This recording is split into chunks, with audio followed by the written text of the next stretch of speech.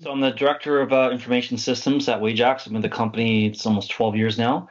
One of my primary roles is to oversee the cybersecurity program at Wajax and also includes the employee security awareness training. The previous platform, it was more of the check the box type of approach. We wanted something more intuitive from a reporting, a tracking perspective, as well as changes in employees' competencies, the way they act when it comes to cybersecurity. Um, Ultimately, to enable them to be more secure in both professional and personal lives. I've heard a lot of positive feedback about this is great training. This really hits home not only from a personal or business side, but a personal side. How can I share this with my family so they can take part in training? So that's very positive feedback that we're getting from our employees. They're really much more engaging than they were, with the other platform, which was again more of the check the box, do it once and you're done type of approach.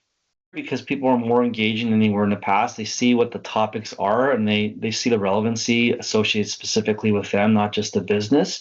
So that's one thing I like about OutThink, that there's such a wide variety of content available that we can tailor it to specific groups.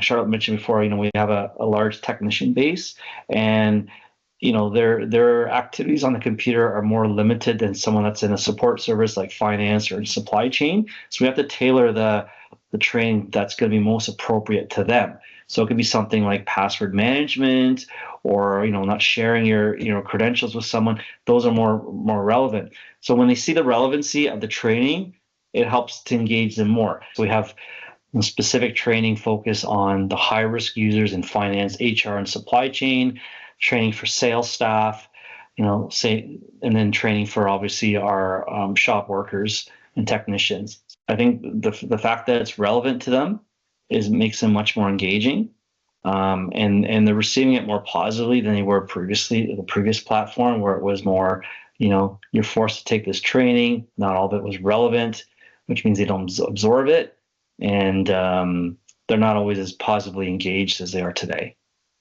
So that's been helpful because more and more people are coming back to us and say, oh, I picked this out than previously would have picked out. Could be a bad URL. So everyone now knows how to look for a bad URL.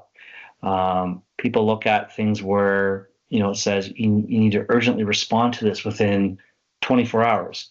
Well, that's not the case. People now know that, that's a tool that bad actors use to get someone to either engage in that email or click on a malicious link.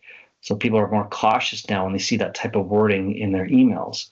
We had a recent one where someone actually pretended to be our CEO and asked for gift cards, and it was an urgent response. And it was very enlightening that individuals were reaching out to the help desk first to say, hey, I got this. I think it's not where who should be coming from. Can you investigate? And we immediately cleanse that from our network. So that was very good. They proactively told us before we knew about it. When I look at my metrics, our click rates have been reduced with the new platform. Our reporting rates have gone up. We have our employees are generally more vigilant. Like the end goal was to create a culture of vigilance when it comes to our employees, not one of fear. And they've been very proactive. They reach out to me or they reach out to the help desk and say, I have this email. It looks suspicious. I didn't want to click on a link. I'm worried about what would happen. What do I need to do? So that's good, because year and a half ago, 2 years, we wouldn't have that. People would just be randomly clicking things, and then we have to deal with whatever the ramifications of that are. So it's click rates. It's if the simulation has a credential entry, we look at how many people put in their credentials.